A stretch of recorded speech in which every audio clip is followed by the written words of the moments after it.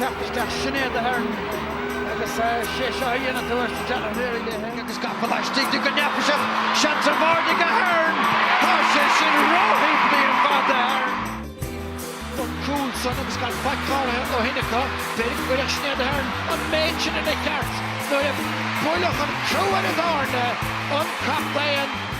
I think the standard is, has continued to grow, and I think it's been improving at a rate every year. The last sort of 5 years, I think the steps that we've made are probably, have been made over maybe 7 or 8 the year before, the period before that. So I think the rate of development in the game is, increasing exponentially, and it's great to see when you get, quality coaching, quality strength and conditioning, and backroom teams and girls coming on in terms of skills and everything. So I think across the board the standards have gone up.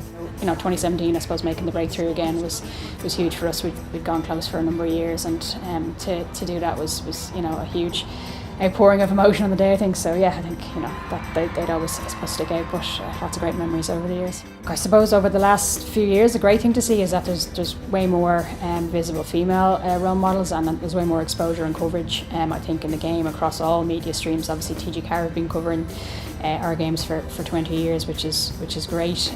Probably when I was first kind of in the game, I probably didn't have that visibility, but having joined the Dublin team, there was instantly players that you could look up to. The likes of Martina had been in there, Martina Farrell, Angie McNally had been there for years. They were probably, I suppose, when I came into the panel, the footsteps that I was trying to follow in. So very quickly you develop your own, but hopefully I think for girls growing up now, there's a lot more broader across lots of different sports as well.